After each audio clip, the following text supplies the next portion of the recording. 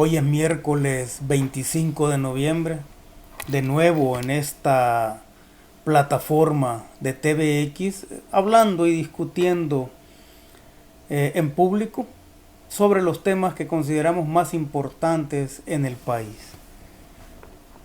Hoy no voy a saludar a la diáspora salvadoreña dispersa en todo el planeta. No voy a saludar a los salvadoreños y salvadoreñas en general que están en nuestro territorio tratando de construir un país distinto, un país con justicia social, un país realmente democrático. Hoy quiero saludar a la familia, un saludo colectivo a la familia salvadoreña, que es ese núcleo íntimo de personas que nos van forjando tal cual somos. Todo lo bueno y lo malo que como seres humanos tenemos, lo aprendemos en la familia. Y precisamente esa familia es la que nos ha permitido soportar un año particularmente duro.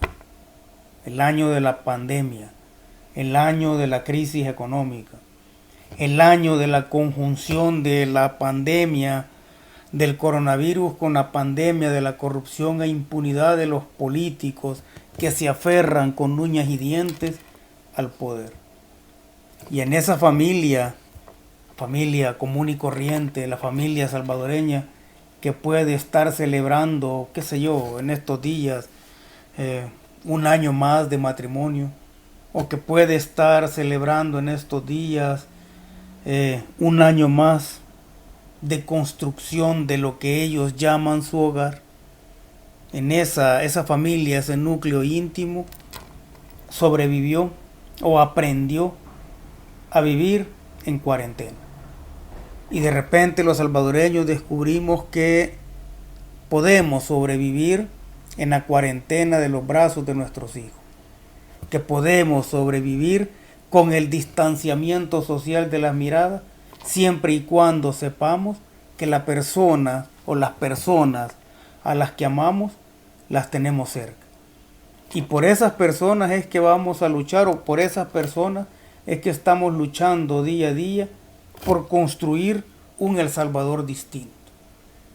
Y nos topamos en plena cuarentena con que hay muchos que no quieren que El Salvador cambie. Nos topamos en plena cuarentena, nos topamos en medio del miedo a un virus, con el miedo a los políticos que quieren que El Salvador siga siendo un muladar de corruptos, un muladar de impunidad. De repente, los salvadoreños descubrimos que esta nación o este país es de todos, pero que ese todos no significa absolutamente el 100% de las personas. Porque nos dimos cuenta que la mayoría estamos pensando en construir un país distinto, pero que hay una pequeña minoría a la cual le beneficia que el país sea un nido de corrupción, o a la cual le beneficia que el país esté en las condiciones de ignorancia en las cuales está.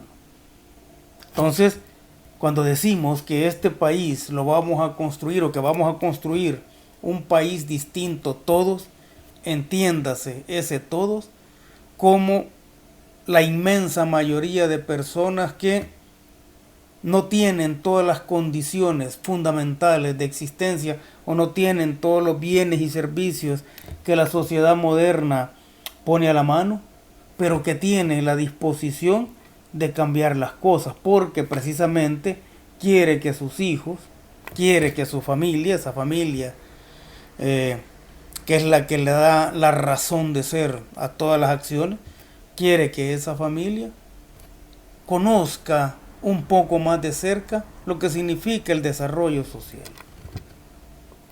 Eso es lo que vemos, o eso es lo que hemos estado viviendo en este tiempo, en estos meses de dura cuarentena.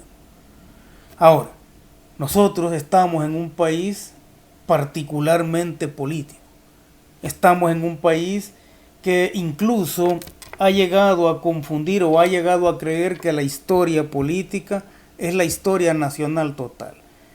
en este momento que deberíamos estar haciendo otro tipo de cosas, o deberíamos, la inmensa mayoría, tener todas las condiciones necesarias como para estar reconstruyendo lo que esta pandemia dañó y lo que gobiernos y gobiernos de corrupción dañaron al interior del país.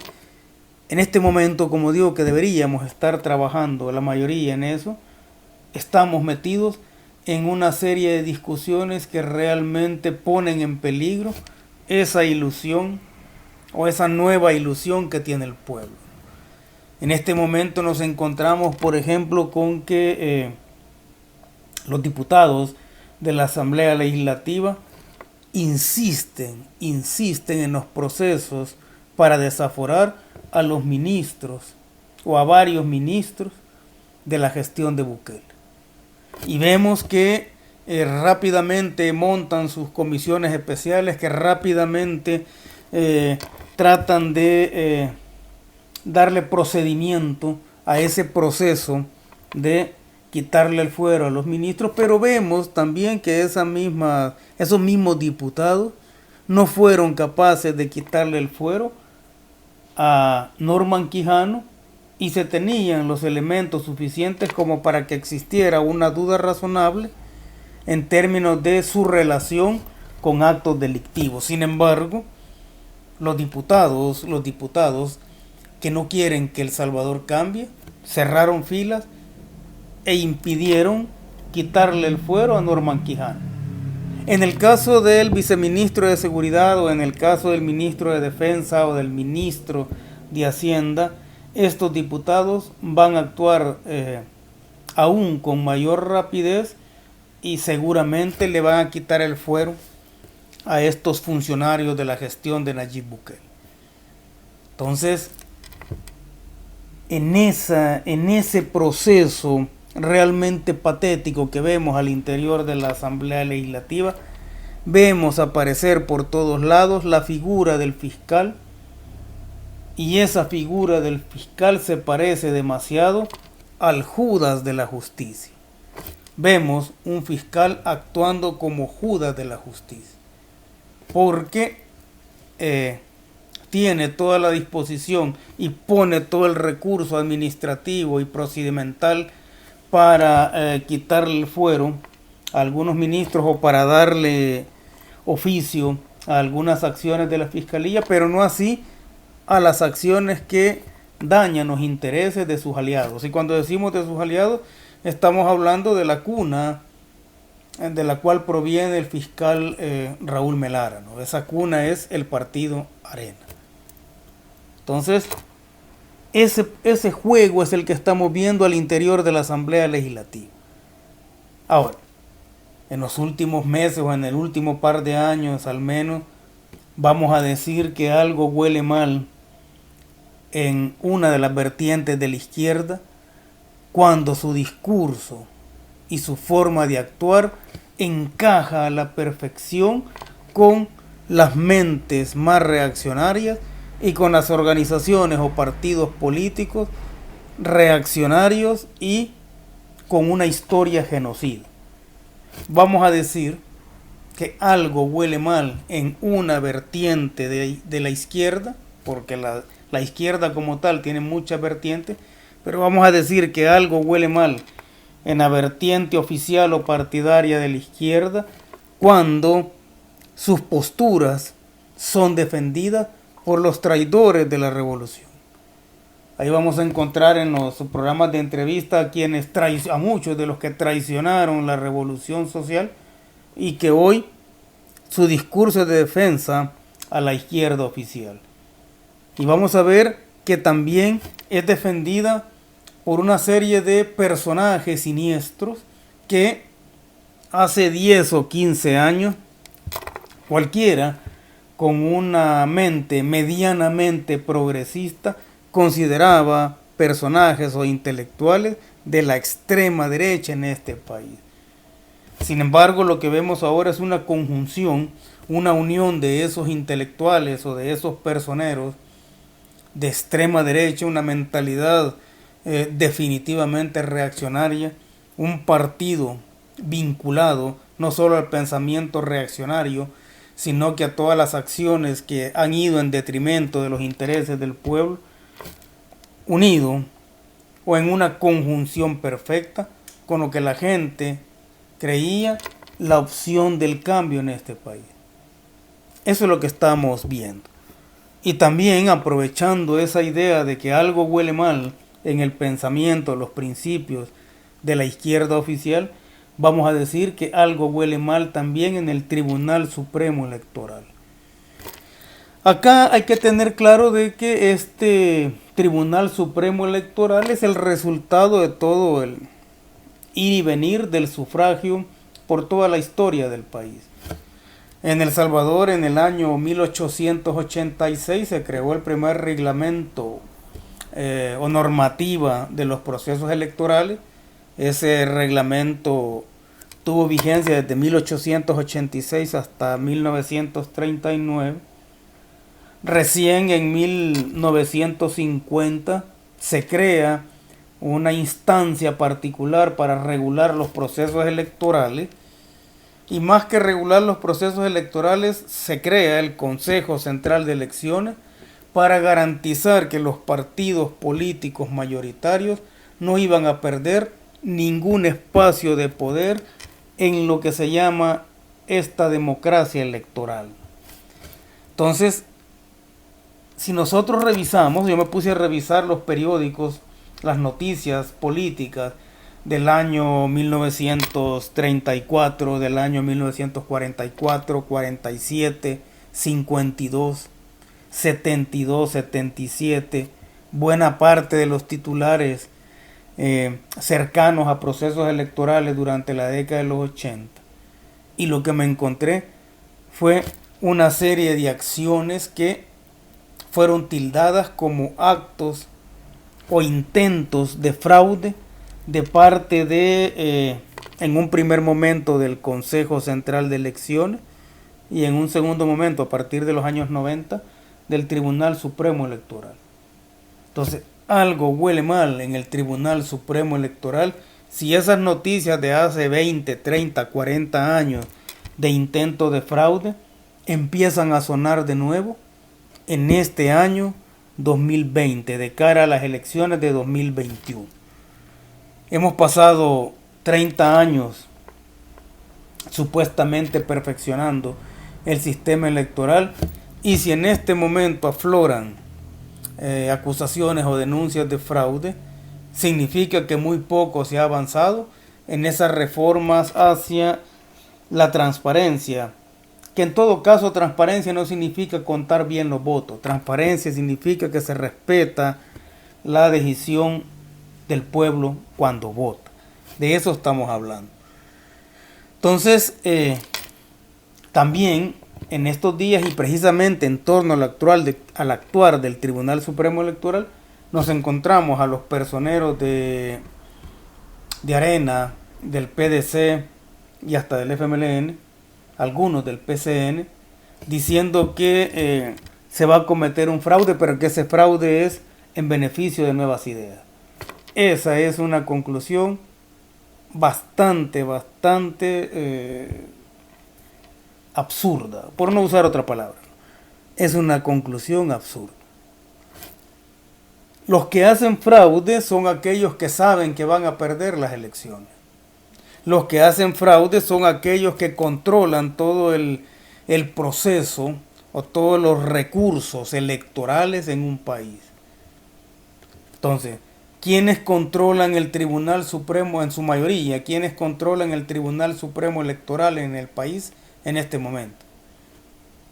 Estamos hablando de Arena, FMLN, PDC. Entonces, no se iban a hacer o no se van a hacer fraude ellos mismos. Por otro lado, hay que revisar la matemática electoral en El Salvador. Y esa matemática electoral es la que nos va a indicar o nos va a hacer comprender el actuar del Tribunal Supremo Electoral. Dentro de eso que huele mal del tribunal, encontramos el hecho de que fueron dejados o no se permitió la inscripción de la mayoría de candidatos a diputados declarados como independientes, ¿no? Ahora, la pregunta es, ¿a quién o a quiénes les beneficia que no participen los diputados independientes? Bueno, permitieron la participación de un diputado, de un candidato a diputado independiente que no es independiente, ¿no? Pero bien, ¿a quién beneficia que no participen los diputados? Nos vamos a la matemática electoral y hay que poner especial atención en el cociente electoral. Si no hay diputados independientes, no hay candidatos a diputados independientes, ese cociente electoral seguramente puede favorecer o va a favorecer que por residuos entre como diputado Rodolfo Parker. Entonces, ese actuar del Tribunal Supremo Electoral hay que verlo como un actuar que ha dejado de ser imparcial, que ha dejado de ser neutral. Y entonces repito, bueno, ¿quiénes son los que tienen la posibilidad de hacer fraude? Solo aquellos que controlan todo lo que es el aparataje electoral, es decir, todo lo que controlan el Tribunal Supremo Electoral. Y en este caso estamos hablando de no solo ese tribunal, sino que todo el aparataje que le da cobertura a los procesos electorales. Entonces respondámonos, ¿quién controla el Tribunal Supremo Electoral, la Asamblea Legislativa, el Poder Judicial, la Fiscalía, la Corte de Cuentas de la República y la Procuraduría para la Defensa de los Derechos Humanos? La respuesta es obvia. Entonces, si se habla de fraude, quiere decir que es un fraude no contra los partidos políticos que saben, de acuerdo a las encuestas, que van a perder las elecciones, sino que es un fraude electoral que está orquestado como acción clandestina, como es todo fraude, que está orquestado para tratar de recomponerse o para tratar de no quedar tan mal en la distribución del poder legislativo y el poder municipal. Hay una línea muy delgada entre lo que es fraude, el fraude en tanto tal, ¿no? Y lo que es el fraude burocrático, que es el uso, el aprovechamiento de todo el aparataje electoral, y lo que es la presión política. El fraude, bueno, el fraude como tal, estamos hablando de, eso sucedía sobre todo en los años 60 y 70, ¿no? Que se llenaban las urnas en los cuarteles, etcétera, ¿no? Que se compraban votos o que se cambiaban votos por cargos o por, qué sé yo, delantales, gorras, hoy últimamente alcohol gel, etcétera. Hay un fraude legal o un fraude burocrático, que es el que comete el Tribunal Supremo Electoral, y eso tiene que ver con no permitir la inscripción de algunos candidatos, decir que no se está trabajando, decir que se ha caído el sistema, es decir, todo lo que es el procedimiento burocrático. Y la otra forma o el otro aspecto que se parece demasiado al fraude es la presión política.